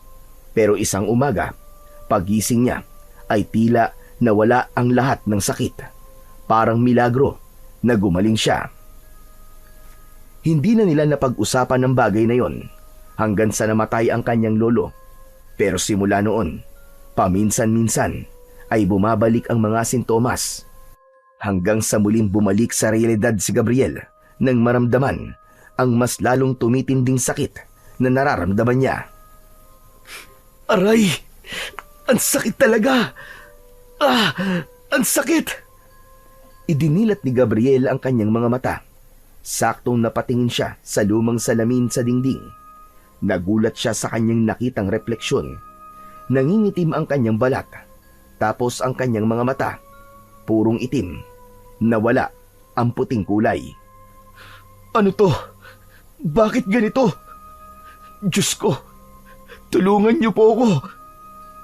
Sa gitna ng pananakit, pinilit niyang bumalik sa banig at humiga. Tuloy-tuloy ang kanyang pagpapawis, pero hindi niya hinayaang mawala ang kontrol niya sa sarili. Hindi siya papayag na ang lason ng alakdan na yon ang maging dahilan ng pagkabigo niya. May misyon siya, may pangakong kailangan tuparin. Hindi nagtagal ay bumukas ang pinto. Lumabas si Mang Roger.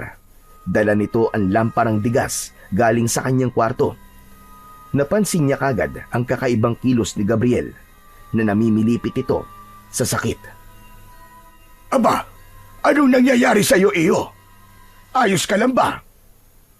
Hindi agad nakasagot si Gabriel sa tanong ng matanda. Nakapikit siya habang kumakapit sa banig. Pigil na pigil ang pag-ungol. Hanggang sa nilapitan na siya ni Mang Roger. Nang masilip niya ang kaliwang kamay ni Gabriel, agad niyang nakita ang isang marka sa daliri nito. Parang kagat o tusok ng isang insekto. Ngunit kumunot ang kanyang noo nang makita itong tila may bahagyang liwanag.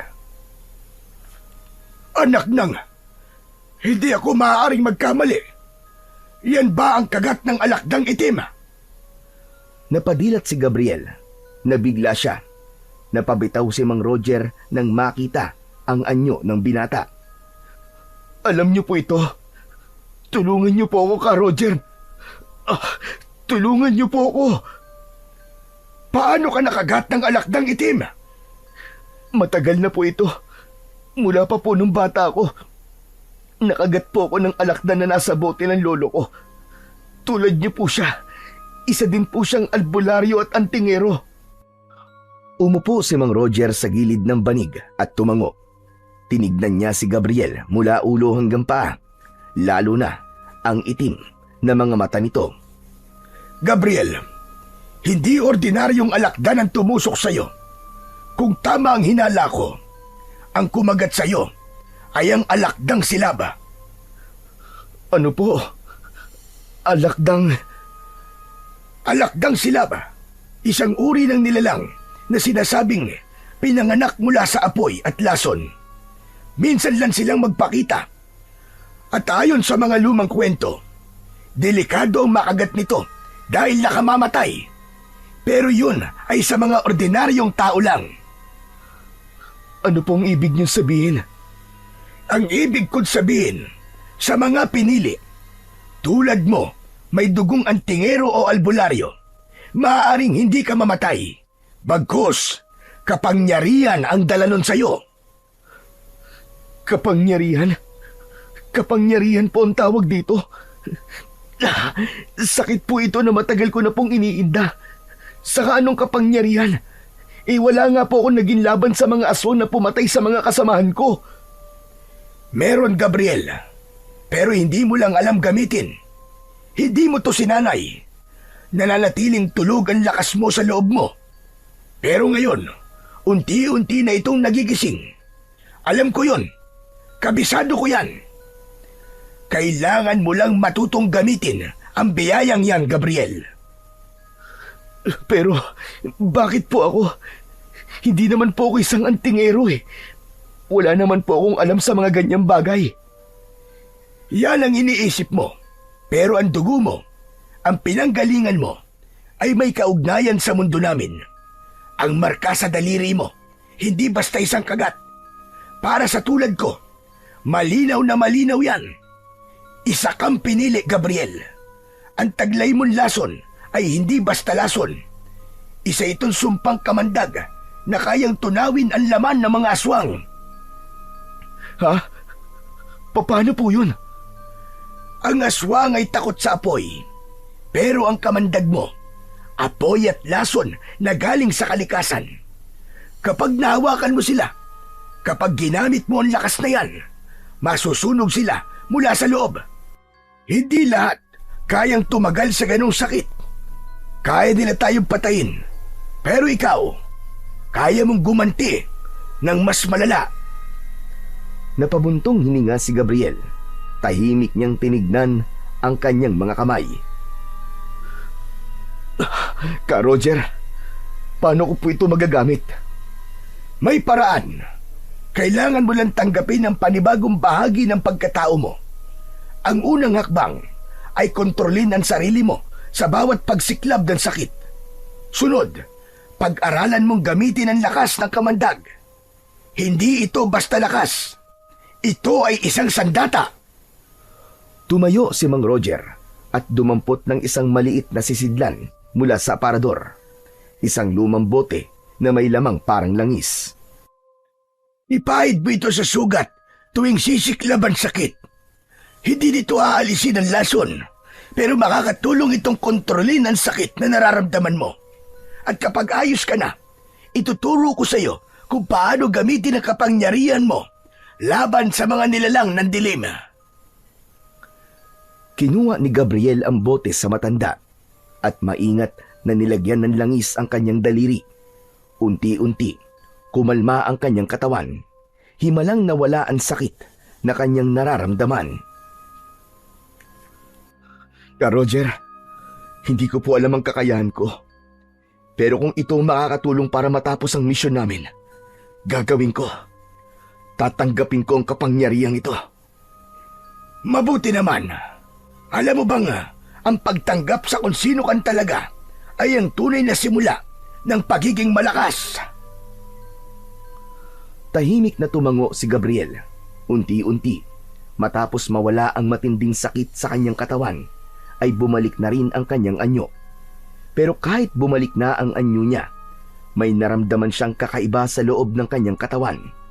Parang may init na dahan-dahang kumalat sa ilalim ng kanyang balat. Ramdam niya na may dumadaloy na lakas sa kanyang mga ugat. Hindi ito masakit, pero nag-init ang kanyang mga kamay. Nanginig ang mga daliri niya at tumibok ng mabilis ang kanyang puso. Ano to? Parang may apoy sa loob ko. Yan ang simula, iyo. Nagising na ang lakas na matagal lang natutulog sa loob mo. At naramdaman nga ng binata ang ilang pagbabago. Luminaw ang kanyang paningin. Tumalas din ang kanyang pakiramdam. Naririnig niya maski ang maliliit na tunog. At ang liwanag na sinasabi ni Mang Roger sa kanyang daliri ay nakita na rin ni Gabriel. Matapos bigyang linaw ang mga nangyayari sa binata, nagpaalam na ang matanda at muli sanang papasok sa kanyang silid. Ngunit bago pa siya tuluyang makalayo, natigilan siya. Nagkatinginan sila ni Gabriel. May narinig silang mga yabag na tila paikot-ikot sa bakuran.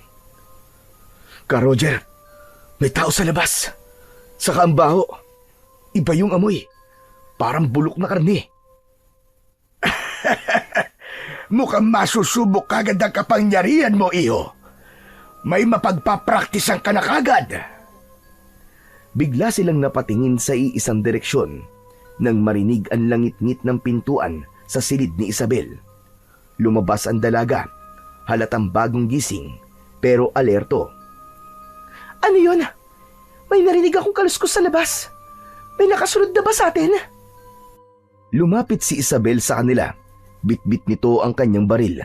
Halata sa kanyang mga mata ang kaba at takot sa posibleng mangyari sa kanila.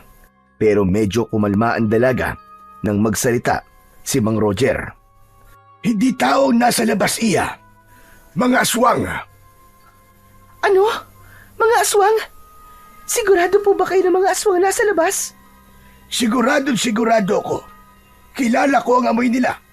Tulad nga ng sinabi ni Gabriel. Mabaho. Parang amoy na nabubulok na karne. Ligtas po ba tayo rito? Paano po kung makapasok sila? Huwag kang mag-alala. Silyadong-silyado ang bahay ko. May mga orasyon sa pinto, bintana at sa kisame. Pati na ang sahig. Hindi sila makakapasok hanggang hindi natin sila pinapapasok. Pero... Tumingin ang matanda kay Gabriel. May kakaibang ningning sa kanyang mga mata. Hahayaan ko na lang sana ang mga yan. Kasi lalayas din naman sila. Ang kaso lang, kailangan itong kaibigan mo ng ensayo. Ano kanyo? Ensayo? Para po saan? Ngumiti lang ang matanda. Hindi sumagot. Sa halip, binuksan niya ang kanyang tokador at kinuha ang isang maliit na kahon. Mula roon ay inilabas niya ang isang sandata na parang espada. Pero ang hawakan nun ay nasa gitna. May talim na magkabilaan, kaya maski saan ito iikot, tatamaan o mahihiwa pa rin ang kalaban. Sa isang dulo ng espada ay may biyak, parang bibig na may dalawang pangil. At sa kabilang dulo naman ay matulis at diretso para sa mabilisang saksak. Heto magiging sandata mo, iyo. Tumango si Gabriel. Kinuha niya ang sandata bago lumapit sa pinto. Isabel, huwag mong bubuksan ng kahit na anong pinto o pasukan. Kahit anong marinig mo. Huwag na huwag kang lalabas. Pero, Mang Roger, hindi ba delikado to? Hindi pa sanay si Gabriel. Oo, delikado. Pero wala nang mas epektibong paraan para matutunan niyang gamitin ang kapangyarihan niya.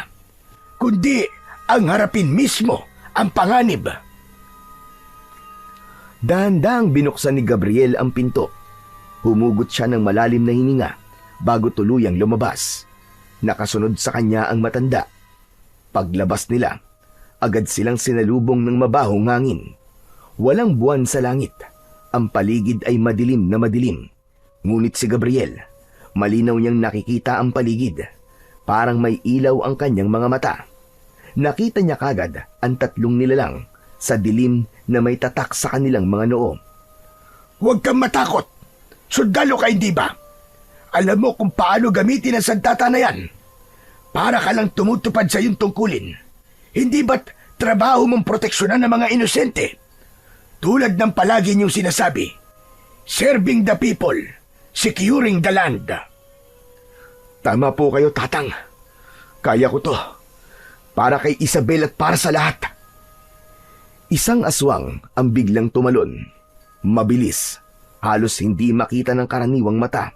Pero hindi si Gabriel. Sa isang iglap, naiwasan niya ito. Parang kusang gumalaw ang kanyang katawan. Parang likas na reaksyon. Mabilis at tiyak. Tulad ng isang alakdan na sa oras na makaramdam ng panganib ay bigla na lamang nanunusok ng buntot. Ganun ang pakiramdam ni Gabriel. Biglang kumislot ang kanyang kamay at nasaksak sa dibdib ang unang aswang. Dahil sa nakita, ang dalawang aswang ay biglang napaatras. Tumakbo sila at balak tumakas. Mabilis na kumilos si Gabriel at hinabol ang mga aswang na yon. Mabilis niya silang naabutan. Walang awang pinagsasasaksak. Sa isang gabi, 3 aswang ang kanyang napatay.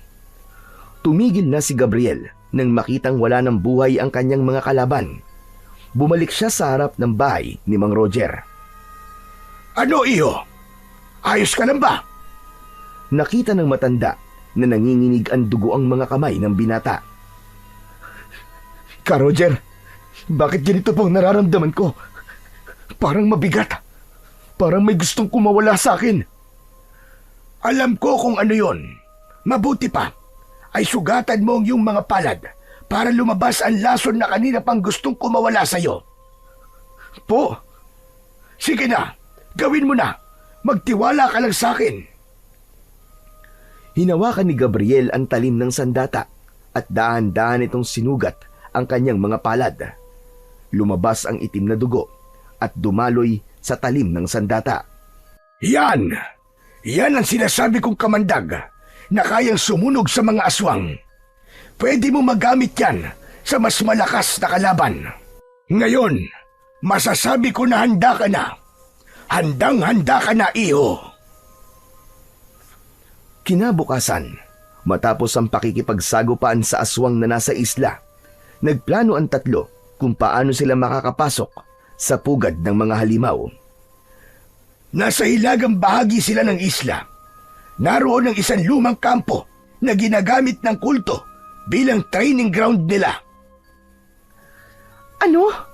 May training camp sila dito? Pero bakit? Para sa mga recruit nilang aswang o yung mga taong sumapi sa kanila para sa kapangyarihan. Tahimik na tumango si Gabriel. Doon na rin nila napagdesisyonan na pumunta mismo sa kampo para alamin ang galaw ng kulto at posibleng makahanap ng impormasyon tungkol sa pinuno ng mga ito. Kinagabihan, nakasuot ng civilian tactical gear sina Gabriel at Isabel. Pinuntahan nila ang kampo ng mga aswang. Si Mang Roger naman ay naiwan upang magsilbing backup at tagamasid mula sa malayo. Pagdating nila sa mismong kampo, nakita nilang napapalibutan ito ng mga tinik na kawad at bantay na may mahahabang mga sibat at sandata. Mula sa mataas na damuhan, natanaw nila ang kabuuan ng lugar. May mga nakita silang mga kabataang lalaki at babae na nagsasanay. May mga nakita din silang mga sumisigaw habang tinatatakan sa kanilang mga noo. Sa isang sulok ay may nakita silang isang selda. Doon ang una nilang pinuntiryang lapitan. Tahimik silang gumapang. Dahan-dahang nilusutan ang mga patibong at mga bantay. At nang makalapit sila, doon nila nakita ang hindi nila inaasahan. Gabriel! Sila Bonete! Buhay siya! Lumapit pa sila sa kulungan. Nakita nilang payat na ito at maraming sugat sa buong katawan. Pero gising. Nagpakita sila kay Labonete at inaya itong tumakas, ngunit tumanggi ang lalaki. Umalis na kayo. Delikado rito. Hindi nyo alam kung gaano kalakas ang pinuno nila. Ano bang sinasabi mo, buddy? Hindi kami aalis dito. Bubuwagin namin to. Ililigtas ka namin at yung iba. Kagad nilang ginawan ng paraan ang pagbubukas ng selda. Gamit ang improvised key tool na dala ni Isabel, pinakawalan nila ang lahat ng nakakulong. Maingat at mabilis ang kanilang naging pagkilos. Pero alam nilang hindi sila lahat ay makakatakas kung sabay-sabay na aalis. Kaya nag-isip ng paraan si Gabriel. Isabel, buddy, kayo na ang mauna. Ako nang bahala rito. Dalhin niyo sa ligtas sa lugar ang mga bihag. Ano? Hindi kita iiwan dito, Gabriel. Kailangan ko makapasok sa loob. Gusto kong makita ang pinuno nila. Kailangan ko ng impormasyon. At kung kailangan ko magpahuli para makalapit, gagawin ko. Walang nagawa si Isabel kundi sumunod. Tumakbo sila nila Bonete at iba pa, palayo habang si Gabriel naman ay lumapit sa mga bantay. Kunwaring nagpakita para mahuli. Agad siyang dinakip ng mga ito at di nila napansin ang mga papatakas na mga bihag. At gaya ng inaasahan, dinala siya sa loob ng gusaling bato sa gitna ng kampo. Doon niya nakita ang mga dating kasamahan, mga sundalo na matagal nang napaulat na nawawala. Ang iba, may mga bagong anyo, may halimaw na mga mata at matutulis na mga ngipin. At sa gitna ng lahat ng yun, lumabas ang isang lalaking matikas. Hindi ko inaasahang makikita kita dito, Gabriel. General Salvador? Ikaw? Sa altar, nakatayo si General Salvador. Suot niya ang isang abito na tulad sa damit ng mga pari. Kulay itim ito na may pulang kapa. May nakasulat na simbolo na tulad sa mga nakatatak na simbolo sa noon ng mga aswang. Anong ginagawa mo dito? Paano mo nalaman ang lugar na ito? Hindi ko na kailangan sagutin ang mga tanong mo. Isa kang traidor sa bayan, Salvador. Walang hiya ka. Ikaw pala ang utak ng lahat ng patayan. Pero ako ang dinawit mo. Kailan pa naging kasalanan na maghanap buhay, bata? Akala mo ba ay may saysay pa ang mga prinsipyo sa mundong to? Tumahimik si Gabriel. Tila ikinakalma ang kanyang sarili. Si Salvador ay patuloy sa kanyang paglalantad. Ginagamit ko mga sundalong yan at iba pang kasapi para sa mga Black Ops. Isang bayarang operasyon. Papatay kami kapalit ng milyong-milyong halaga. Ang mga target namin, mga politiko, mga whistleblower na masyadong maraming alam, at sino mang hadlang sa mga layunin ng mga makapangyarihan. Ako ang utak, kasama ang ilang matataas na opisyal at mga sundalong bulag sa utos, hanggang pumatay kahit sino, basta may kabayaran. Napakasama mong hayop ka. Ang dami mong idinadamay na inosente. Isa kang demonyong nakasuot ng uniforme. Masyado kang mabait, Gabriel. Kaya hindi ka umaangat eh. Sa mundo ngayon, ang mabagal at parehas natatapakan. Sayang ka. Ba't ka kasi tumakas? Alam mo bang, ikaw sana ang gagawin kong karakamay? Kasi mahusay ka. Ang serbisyo ko ay para sa bayan, hindi para sa kasakiman. Hindi ako pinanganak para pumatay ng walang saysay. Hindi ako sundalo para maging mamamatay tao sa ngalan ng pera o kapangyarihan. Ganun ba? Kung ganun, ay wala ka ng silbi para sa akin. Sige, tapusin nyo na yan. Biglang nagsulputan mula sa dilim ang mga alagad nitong aswang. Ngunit bago pa sila makalapit, tila may sumabog na usok mula sa katawan ni Gabriel. Isang aura na madilim ang bumalot sa paligid. Mabilis niyang inihanda ang kanyang espada. Matapos nito, sinugatan niya ang sarili niyang palad. Dumaloy ang kanyang dugo sa talim ng espada. Ang kamandag ng alakdan na humalo sa kanyang dugo ay tila sumanib sa bakal. Sumugod ng sabay-sabay ang ilang aswang, ngunit isa-isa rin silang bumagsak. Naghihiyaw sila dahil sa sakit ng hiwa ng espada. Pero ang mas nakasakit sa kanila ay ang pakiramdam na unti-unting nasusunog ang kanilang mga laman hanggang sa sila ay tuluyang naging abo.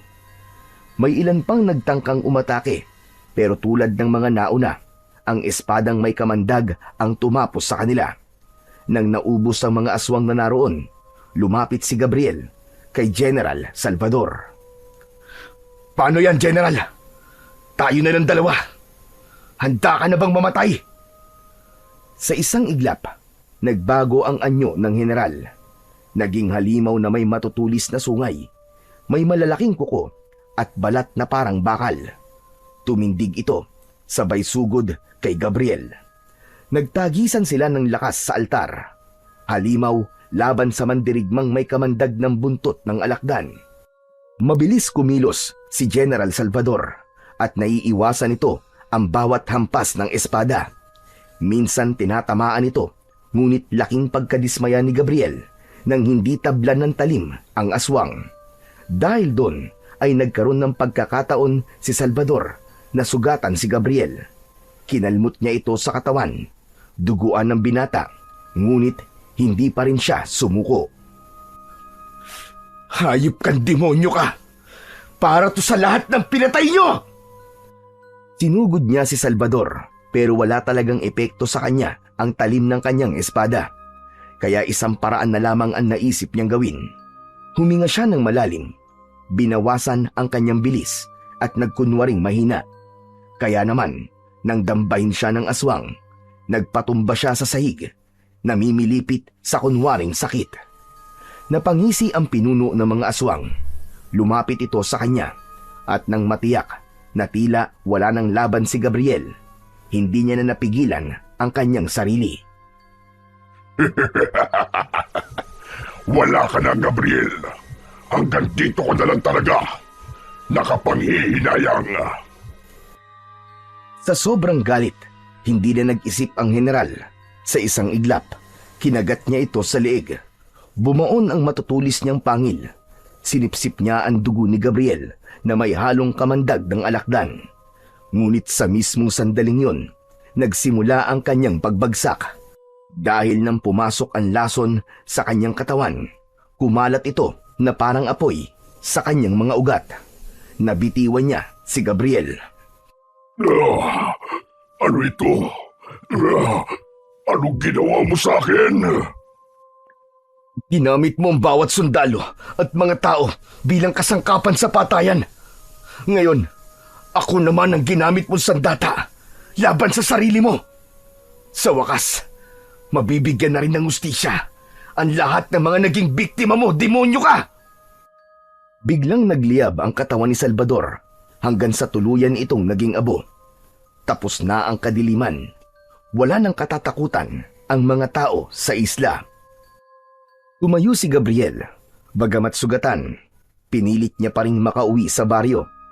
At doon agad siyang sinalubong nina Isabel, Mang Roger at Labonete. Agad siyang ginamot ng matandang albularyo. At sa paglipas pa ng ilang mga araw, tuluyan na ngang gumaling ang binata. Nagpaalam na sila sa mga tao sa isla. Si Labonete ay piniling hindi na bumalik sa serbisyo. Nagpaiwan na siya sa kanilang baryo dahil ayon sa kanya, mas kailangan siya sa kanilang lugar. Tutulungan niya ang mga tao na makalimot at makabangon sa bangungot na dinulot ng mga aswang. Samantala si Gabriel at Isabel ay umuwi na. Bumalik sila sa lugar kung saan nagsimula ang lahat. Sumuko siya sa mga otoridad sa isang underground military tribunal. Doon niya isiniwalat ang lahat ng kanyang natuklasan. Walang kamera ng media, walang press release. Lahat ng naroon ay matataas na opisyal. Sa gitna ng silid ay hawak ni Gabriel ang audio recorder kung saan nakasave ang naging confession ni General Salvador habang sila ay naglalaban. Nabanggit din niya sa kanyang mga salaysay ang lahat ng mga kasamahan niya at kakampi na nasa hanay ng militar. Yun na ang kanilang naging ebidensya. Wala nang lusot ang mga salarin. Ang tumulong sa kanya para mapagtagumpayan ng kaso ay isang matandang general na dati niyang naging tagapagsanay sa akademya. Isang taong alam niyang mapagkakatiwalaan ng buong buo. Nang matapos ang hearing, ang lahat ng sangkot ay pinagbayad sa kanilang mga naging kasalanan. Ang ilan ay tinanggalan ng ranggo. Ang iba naman, sapilitang pinagretiro. At ang pinakamasahol sa kanila, ang ilang kasabwat ni Salvador ay ikinulong sa isang maximum security military prison at hindi na kailanman makakalaya. Nang matapos ang lahat, si Gabriel ay ibinalik sa serbisyo pero hindi na lang bilang isang sundalo, kundi bilang shadow operative na bagong unit sa ilalim ng military intelligence, ang Task Force Cadena, na may misyong hanapin at sugpuin ang lahat ng mga natitirang kulto ng aswang sa loob ng militar, gobyerno at mga underground networks. Hindi siya isang bayani sa mata ng publiko, pero siya ay naging anino ng hustisya na kumikilos laban sa mga nilalang ng kadiliman. Samantala si Isabel, matapos mabunyag ang mga anomalya at kasinungalingang bumalot sa kanilang hanay, ay piniling tahimik na lumayo sa mundong minsan na pinaniniwalaan niya. Hindi na siya bumalik sa serbisyo. Sa halip, nagtungo siya sa isang maliit na bayan, malapit sa lugar kung saan nangyari ang malawakang patayan na pinamunuan ni General Salvador. Doon siya nagtayo ng isang ampunan para sa mga batang naulila, nawalan ng pamilya o tahanan dahil sa madilim na operasyon ng kulto. Tahimik ang naging buhay ni Isabel malayo sa mga baril at uniforme. Ngunit sa bawat batang kanyang pinapakain, pinapatulog at pinagtatanggol mula sa mundo, isang bagong laban ang kanyang sinimulan, ang pagbibigay ng pag-asa. At tulad ni Gabriel, walang kamera, walang medalya, walang parangal. Pero sa lahat ng mga nakakaalam sa kanilang mga ginawa, sila ay itinuring na mga bayani na walang pangalan at tunay na tagapagtanggol ng hustisya.